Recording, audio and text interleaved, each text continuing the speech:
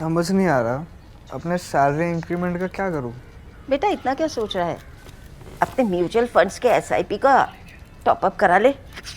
This is the right time. क्या? समझ में नहीं आया। बेटा इतना क्या सोच रहा है? अपने म्यूचुअल फंड्स का एसआईपी टॉपअप करा ले। This is the right time. अब समझा।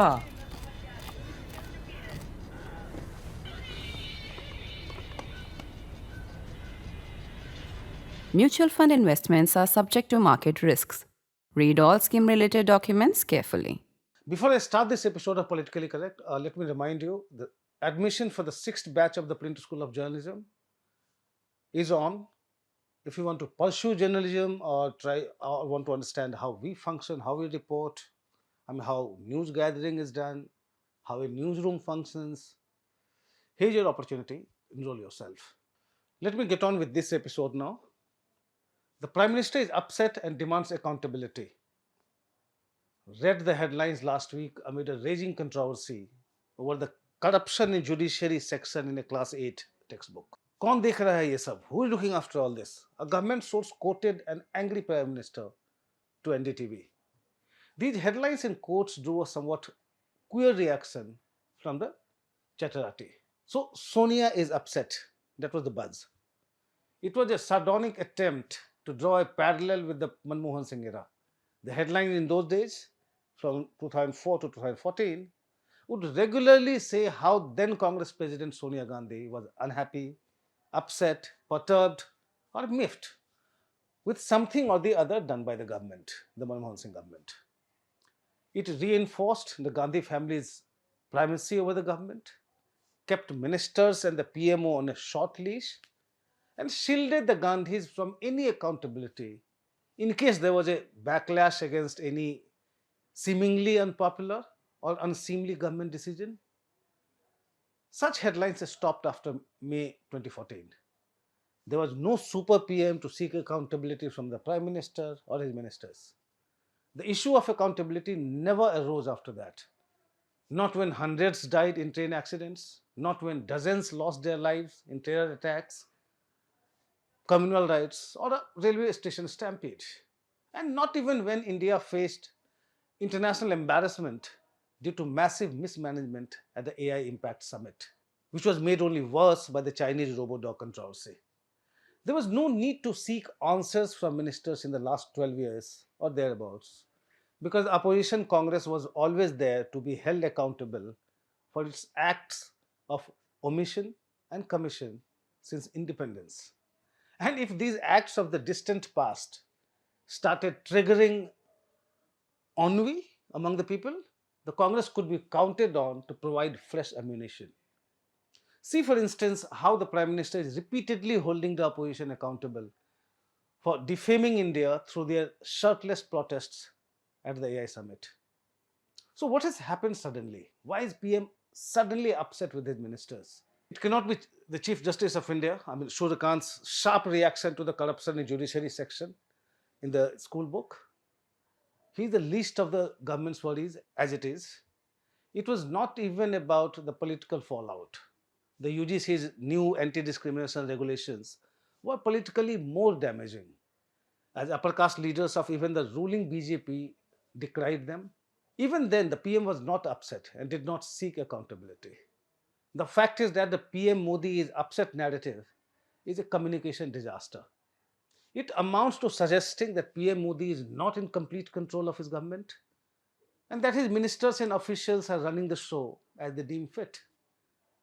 The public perception that not a needle moves in the government without the sanction of the Prime Minister's office goes with PM Modi's image as the man in total control. To suggest that he was upset because he was caught unawares by changes in a school textbook hurts that image. It is certainly preposterous to even think that the Prime Minister should know every little thing in the government, but that's how his image has been built. The upset Modi narrative is yet another manifestation of the PM's communication and optics team losing their mojo. Think of the Union Cabinet passing a resolution pledging to take all decisions in the interest of 140 crore people. The social media backlash, questioning whose interest the cabinet had served until now, was no surprise.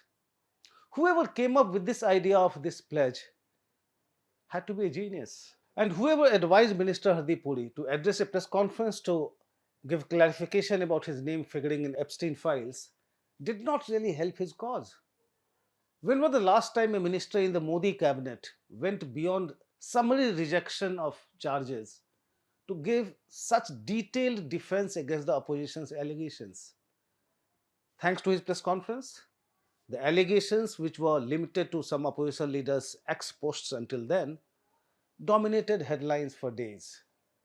It's nobody's case that the minister should not have responded to the opposition's allegations. But that's not exactly this government's style. It prefers to simply ignore allegations and let the issue die. These are only the recent instances. The cracks in the BJP's communication strategy started appearing even before the 2024 Lok Sabha election, when it failed to counter the opposition's Samvidhan Bachao or Save Constitution campaign. Again, think of how the government's communication managers bungled things during Operation Sindoor, allowing TV channels and social media right-wingers to dictate the narrative. Operation Sindoor was a big success, but it did not trigger the kind of mass celebration the BJP might have expected. And it can only blame the communication managers. There are many other instances of the BJP's and the government's communication managers in the PMO and outside losing the plot. They are obviously running out of ideas and imagination after 12 years. It could not have come at a worse time. US President Donald Trump's mercurial and unpredictable moves are threatening to scuttle the Vishguru narrative. Even though the Modi government has held its nerve so far, PM Modi's corruption jibes at the opposition are losing sting, with the central investigation agencies coming a cropper in high-profile cases involving opposition leaders. The acquittal of former Delhi CM Arvind Kejriwal and 22 others in the alleged liquor scam case is only the latest. Only last week, the Punjab and Haryana High Court discharged former Haryana CM Bhupinder Singh Hooda and Associate Journal Limited, publisher of National Herald, in the land allotment case. It also does not help the BJP's case when a minister in the Modi government, Jitana Majhi, admits to taking commissions from constituency development funds and even recommends the same to other leaders. Only last week, a BJP minister in the Yogi Adityanath government, Dinesh Pratap Singh, questioned raids by the income tax department against a BSP MLA, wondering if they were a result of political vendetta. The BJP's communication team has gone just silent about all these, letting people draw their own conclusions. There are many other challenges the Modi government might face in the coming weeks and months.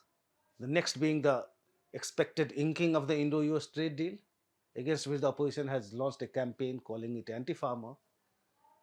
PM Modi remains popular even in his 12th year in office, but the BJP can't afford to lose what is one of its biggest strengths: communication and optics management. This is the last thing Prime Minister Modi needs in his third term. That's all from me in this episode. Thanks for watching.